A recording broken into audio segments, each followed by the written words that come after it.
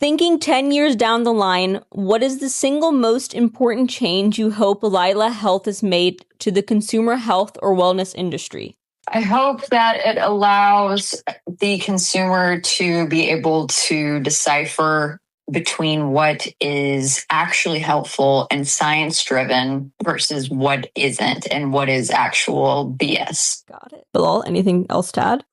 I'm going to cheat a little bit here. I don't have a single most, but I'll give two, maybe three. Okay. I think in no particular order, one thing that I hope and believe that we will be able to achieve is raising the bar in the supplement space. What I mean by that specifically is there's a bevy of misinformation or lack of information, for that matter.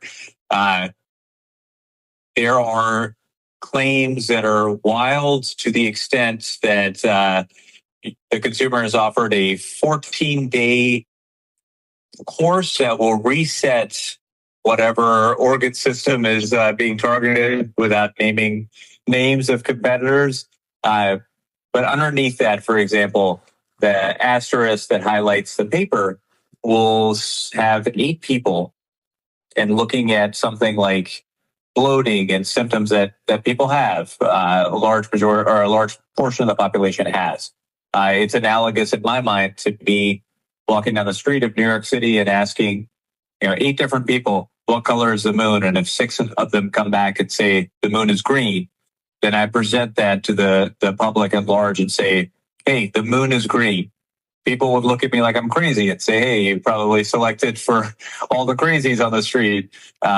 We know the moon is not green. So that's the kind of evidence that I would think of for our competitors if we are able to lobby and also just by our actions provide a template for what level of evidence there should be in the supplement space despite less rigorous oversight by a governing body such as the FDA. I'll count that as a huge win and as a necessary win.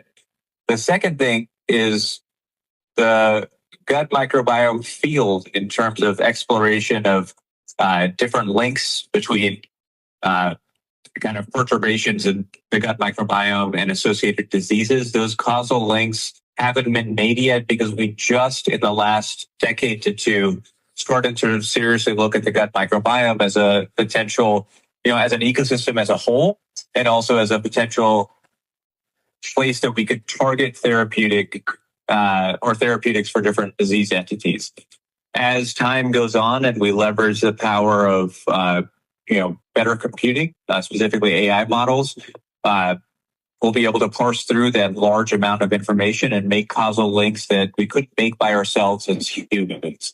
And so in 10 years, I anticipate that there will be true, at least kind of beginnings of personalized medicine, that you have X microbiome phenotype with Y disease. Here is Z treatment that we know will work.